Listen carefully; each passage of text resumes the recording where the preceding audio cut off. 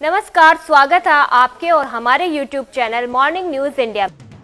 राजस्थान में कांग्रेस प्रदेश अध्यक्ष गोविंद सिंह डोटासरा के बयान लगातार सामने आते जा रहे हैं, जिससे सियासत का पारा हाई हो गया है, जिसमें वे बीजेपी को अपने निशाने पर लगाए हुए हैं।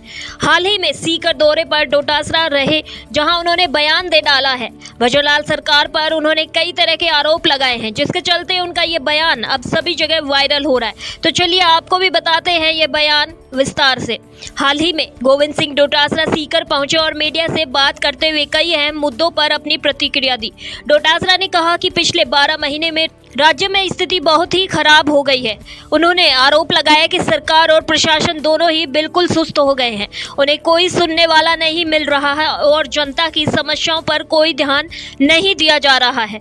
डोटासरा ने प्रशासन के कामकाज पर गंभीर आरोप लगाए और कहा कि यह सरकार सिर्फ ऑक्सीजन पर चलने वाली सरकार बनकर रह गई है।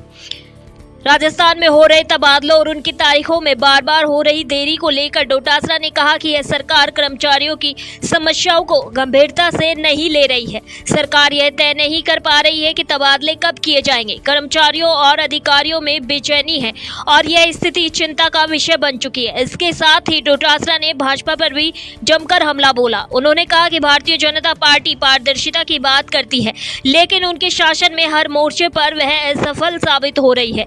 ट्रांसफर पॉलिसी की बात तो दूर, सरकार पहले से बनी पॉलिसी की भी धज्जियां उड़ा रही है। उन्होंने उदाहरण देते हुए कहा कि कुछ ग्राम सेवकों का ट्रांसफर गलत तरीके से किया जा रहा है, जो नियमों के खिलाफ है। डोटासरा ने आगे कहा कि एक कर्मचारी अपनी मेहनत और काबिलियत से नौकरी प्राप्त करता है और फिर सरकार के दिशा निर्देशों के तहत काम करता है।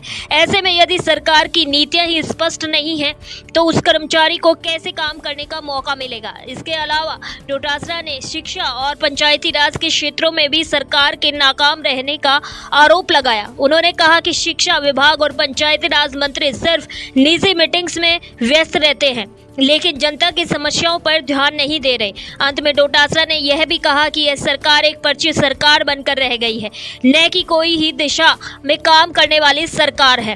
अब देखना बड़ा ही दिलचस्प होगा कि बीजेपी इस पर क्या प्रतिक्रिया देती है और सरकार की नीतियों पर इस पर क्या असर पड़ता है। आप वीडियो को लाइक और शेयर करना ना भूलें। धन्यवाद। ही और वीडियोस देखने के लिए सब्सक्राइब करें मॉर्निंग न्यूज इंडिया को और जुड़े रहिए हमारे साथ।